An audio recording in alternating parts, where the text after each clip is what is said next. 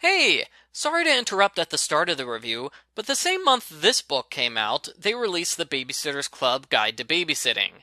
It's a beefed up version of the Babysitter's Club notebook. There's no story, it's just a bunch of tips on how to babysit and what to do in case of an emergency. I'm not going to review it because it's a guidebook, but I do want to acknowledge its existence, okay? Sorry for interrupting, here's the review. During the recap chapter, we are told Christie's brothers are 16 and 14. No, they're supposed to be 17 and 15. Continuity! But if Sam did age down a year, it might explain why Stacy broke up with him. Argo Font Book Review, Argo Font Book Review. This book was written by John Beecham and Malcolm Hill-Gartner. Mallory's feeling sick. She falls asleep when her siblings show off their Halloween costumes, and she accidentally sleeps through trick-or-treating. Her siblings don't wake her up, because no way are they sharing their candy with her. Christy wants to do something nice for Thanksgiving. The babysitters decide to help out at the local retirement home. Charlotte Johansson suggests making food baskets, which is a great idea, but how will the club pay for them? They brainstorm fundraiser ideas. Well, idea. Mallory suggests a car wash in November. They shoot down her idea, and then they decide, let's just go ahead without a fundraiser. Because that makes more sense than thinking of another idea. They ask the kids to chip in a few bucks to cover the cost, which is stupid, and I'm not surprised when the plan backfires. Mallory continues to feel awful, and on Thursday her throat swells up. She goes to the doctor, even though she did that in the previous book. Continuity! This time, the doctor says she has mononucleosis. To get better, Mallory will have to stay in bed for a month. Mallory's younger siblings make fun of her for having the kissing disease. Tee-hee, kissing disease! Who did you kiss, Mallory? No one, she's Mallory. Vanessa says all the kids in school are teasing Ben Hobart over the kissing disease.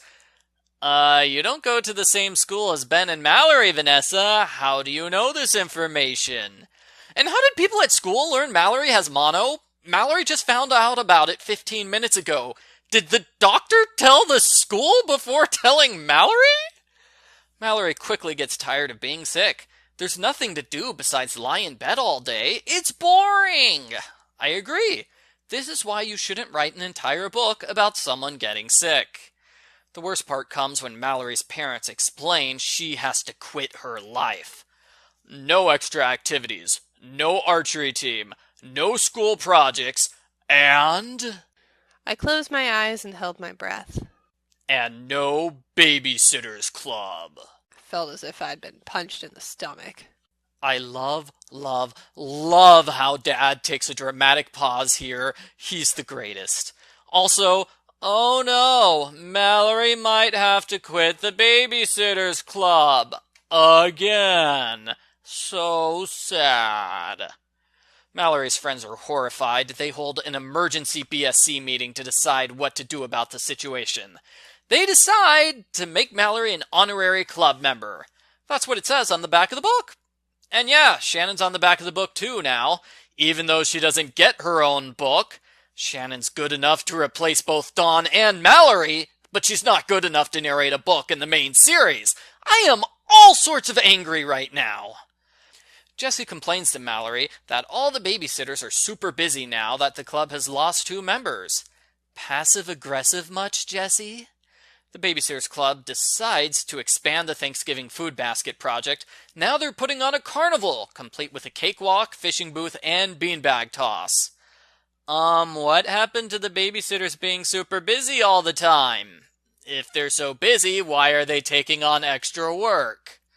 Mallory decides her illness is ruining her friendship with the Babysitters Club, even though that's not true. She decides to be a huge jerk to the babysitters. She wants them to kick her out of the club and replace her, because that way she can be friends with them again.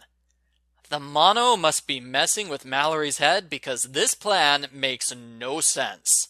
She wants them to hate her so they can be friends. Mallory, if they kick you out of the club, it's game over. They're never going to like you again. Have you forgotten that nobody in the BSC is allowed to have friends outside the club? So Mallory's a jerk to Claudia and Jessie, then she mouths off to Christy, telling her to find someone else to do her errands. The girls quickly realize Mallory is trying to get fired. They tell Mallory they love her and she's not getting kicked out of the club no matter what. We're never gonna let you leave, Mallory. The fundraiser is $100 short. That's an easy problem to solve. Either cancel the food baskets or the carnival. Do one instead of both. But we can't do that, so instead, Vanessa comes up with the idea of promises. Like, you promise to mow the lawn next week in exchange for $1 today. Everybody acts like this is a clever idea when really it's just getting paid in advance for your chores. They go shopping at Cost Club and make baskets. Mallory's siblings describe the carnival at the retirement home in great detail. It actually sounds like a lot of fun. Next chapter, the club stops by unexpectedly, and they put on the carnival for Mallory. That's nice, but I did not like having 2 carnival chapters in a row. Nobody wants to see you describe the entire carnival, and then immediately describe the entire carnival again. Mallory's family has Thanksgiving, and again, the BSC stops by unexpectedly because they love Mallory so darn much. They make some new club flyers to drum up business. Why do they want to get new business? What happened to them being busy all the time? Continuity. We have a sad ending as Mallory tells them to leave her name off the flyer. Her name can be on the back of the book, but not the flyer. They decide not to actively look for a Mallory replacement, but if someone named Abby happens to fall into their lap, they're gonna snap her up as a new club member right away. The end. Postbook follow-up. Whew, this book was pretty bad. Most of it is Mallory doing nothing because she's not allowed to leave her room. The rest of the book is a charity event, which we've seen before in multiple books. A huge problem with this book is that the Mallory might leave the Babysitters Club drama immediately follows Dawn might leave the Babysitters Club drama.